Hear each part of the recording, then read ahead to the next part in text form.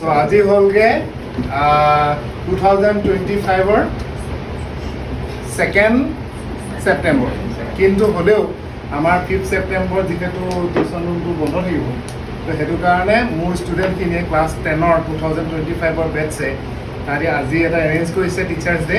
গতিকে ইয়াৰ কাৰণে আমি গোটেইখিনি গোট খাইছোঁ ন, গোটেইখিনি হৈছে ক্লাছ 10-ৰ। আজিৰ দিনটোত মই টিচাৰ্ছ ডে বুলিয়ে ধৰি লৈছোঁ আৰু ধুনীয়াকৈ তোমালোকে কেকটো বনাই আনিছা, মোৰ ভাল লাগিছে।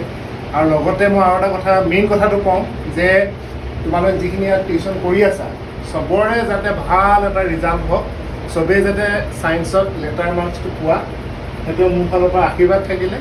ভালকৈ পঢ়িলে পাৰিবা, নোৱাৰা কোনো কথা নাই, হয় নাই? পঢ়িলে যিকোনো মানুহে পাৰে, গতিকে খালি পঢ়িব লাগিব। মোৰ ফালৰ পৰা যিমানখিনি দিবলগীয়া আছে মই দিছোঁ। তোমালোকৰ নিজৰ কষ্ট কৰিব লাগিব, আৰু কষ্ট কৰিলেহে সদায় ভাল ফল এটা পাবা, সেইটো সদায় মনত ৰাখিবা, হয় নাই? কষ্ট নকৰিলে কিন্তু নহ'ব, বোলে ছাৰে দি দিছে আৰু চব আৰু হৈ যাব, নহয়। তুমি নিজেই কষ্টটো কৰিব লাগিব, হয় নাই? চ' এতিয়া সেইটোকে মই মনত ভাবি যাতে এইবাৰ 2025-26-ৰ বেটছটোৱে যাতে তোমালোক গোটেইখিনিয়ে যাতে চবেই যাতে ছায়েন্সত লেটাৰ পোৱা আৰু চবেই যাতে ডিষ্টিংশ্যন পোৱা, আৰু তাতকৈ ওপৰ পালেও পাবা বাৰু, মানে মিনিমাম ডিষ্টিংশ্যন বুলি কৈছোঁ, পোৱা। তাকে মই আশা কৰি কেকটো কাটিছোঁ দেই।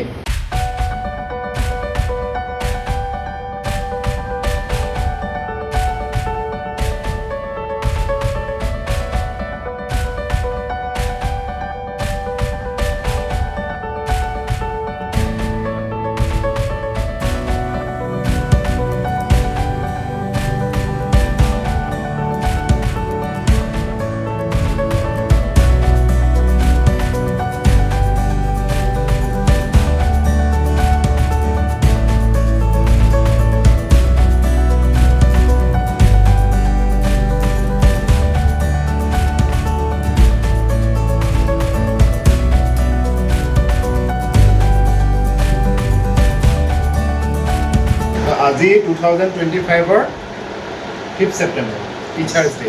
টিচাৰ্ছ ডে দিনাখন মোৰ মৰমৰ ল'ৰা ছোৱালীকেইটা গোটেইকেইটা ক্লাছ 10-ৰ আহিছে আজি কেক এটা লৈ পেলাই ধুনীয়াকৈ, হয় নাই? তো চবৰে মোৰ আশা আছে যে চবেই ভাল এটা ৰিজাল্ট কৰি পেলাই মোক আৰু বেছি ফূৰ্তি কৰিবলৈ মানে সুবিধাখন দিব। গতিকে চবৰে কাৰণে আশীৰ্বাদ কৰিছোঁ, ভগৱানৰ ওচৰত প্ৰাৰ্থনা কৰিছোঁ যাতে ভাল ৰিজাল্ট এটা কৰি দিয়ে, চবৰে মাইণ্ডটো ভাল কৰি দিয়ে, পঢ়া শুনা চবৰে ভাল হৈ যাওক, ভাল ৰিজাল্ট এটা হওক, সেইটোকে আশা কৰি মই আজি 2025-ৰ 5th ছেপ্টেম্বৰৰ কেকটো কাটিছোঁ।